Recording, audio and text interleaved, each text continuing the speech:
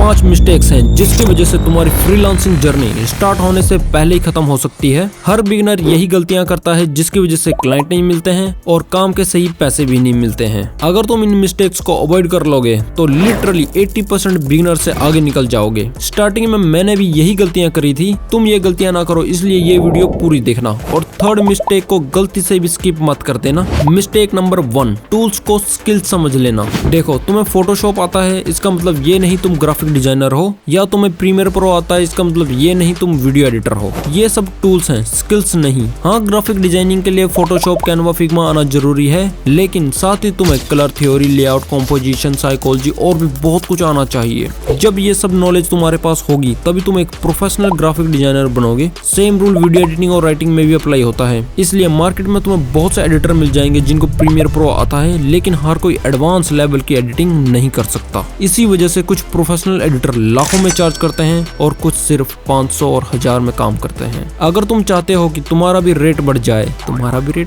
नहीं मतलब तुम्हारे काम का रेट बढ़ जाए, तो तुम्हें अपने सॉफ्टवेयर और टूल्स के साथ साथ स्किल के कोर को भी स्ट्रॉन्ग बनाना पड़ेगा। जैसे ग्राफिक डिजाइनिंग के लिए colour theory, composition, typography, psychology, branding basics. Video editing के लिए colour grading, story telling, pacing, transition, audio mixing. Script writing के लिए structure, flow, audience engagement, research, hook creation. Social media और marketing के लिए content strategy, copy writing, basic analytics. तभी तुम beginner से प्रोफेशनल बनोगे। मिस्टेक नंबर 2, ये सोचना कि स्किल्स आ गई मतलब क्लाइंट्स मिल जाएंगे, बट ऐसा नहीं है। अभी तुमने सिर्फ 50% काम कंप्लीट किया है, बाकी 50% होता है कम्युनिकेशन, टीचिंग और सेलिंग। क्लाइंट को कैसे मैनेज करना है, अपना काम कैसे प्रेजेंट करना है, प्रोजेक्ट कैसे एक्सप्लेन करना है, उनके क्वेश्चन को कैसे हैंडल करना है, और सबसे इम्पोर्टेंट उन्हें कैसे कन्विंस करना है कि तुम बेस्ट चॉइस हो। अगर तुम्हारा काम टॉप नॉच है लेकिन कम्युनिकेशन वीक है तो क्लाइंट दूसरे फ्रीलांसर को चूज कर लेगा, चाहे तुम्हारा काम कितना भी अच्छा हो। हाँ, फ्रीलांसिंग के लिए स्किल्स इंपॉर्टेंट है,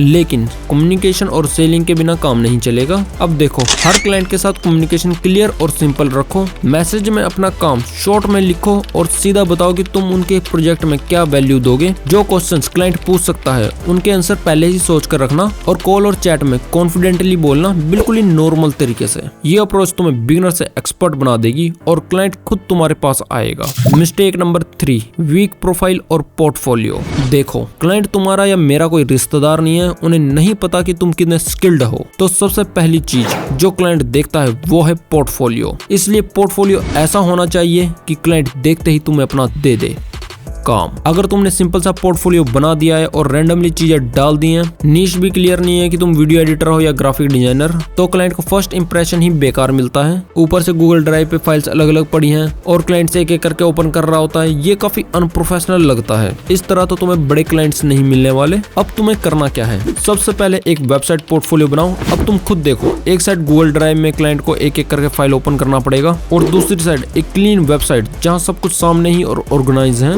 सेकंड है, एक क्लियर नीड चूज करो ताकि क्लाइंट पहली बार में ही समझ जाए कि तुम्हारी एक्सपर्टीज किस चीज में है। फिर 5 से 7 सैंपल्स बनाओ, ऐसे कुछ रैंडमली मत डालो। तुम्हारे जो बेस्ट सैंपल्स हैं या फिर रेडी कर लो पोर्टफोलियो के लिए, और एक शॉर्ट केस स्टडी ऐड करो प्रॉब्लम सॉल्यूशन रिजल्ट के साथ। ये छोटी छोटी चीजें प्रोफाइल को स्ट्रॉन्ग बनाती हैं और बड़े क्लाइंट को अट्रैक्ट करती हैं। मिस्टेक नंबर 4, फ्री में ये कम पैसों में काम करना। हाँ, सैंपल्स के लिए छोटा सा डेमो दे सकते हो, जैसे 10-12 सेकंड की एडिट या अपने नीच में मिनी सैंपल, लेकिन फुल प्रोजेक्ट फ्री में मत लेना। कम पैसों में काम करोगे तो तुम्हारी ही वैल्यू गिरती है। अगर तुम्हें नहीं पता कि कितना चार्ज करना चाहिए तो पहले मार्केट में देखो कि बाकी फ्रीलांसर किस प्राइस में क्या क्वालिटी और क्वांटिटी दे रहे हैं। फिर अपना टाइम, एफर्ट और स्किल कैलकुलेट करो। जितना तुम इन्वेस्ट कर रहे हो उतना ही फेयर प्राइस डिमांड करो। स्टार्टिंग में बिगिनर्स क्या करते हैं कि क्लाइंट का बजट हाई होता है पर वो खुद ही अपना रेट कम कर देते हैं सिर्फ इसलिए कि काम मिल जाए बस। जब क्लाइंट ज्यादा पे कर सकता है तो तुम कम क्यों कर रहे हो? इस माइंडसेट को चेंज करो। प्राइसिंग कम करने की बजाय क्लाइंट का फोकस क्वालिटी पे लाओ। उसको समझाओ कि तुम उनके प्रोजेक्ट में क्या वैल्यू दोगे और तुम अपने एक्सपीरियंस और मार्केट के हिसाब से चार्ज कर रहे हो।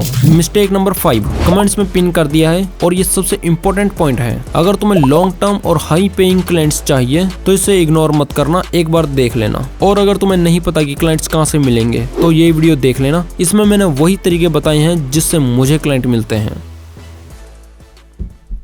सेकंड है एक क्लियर नीच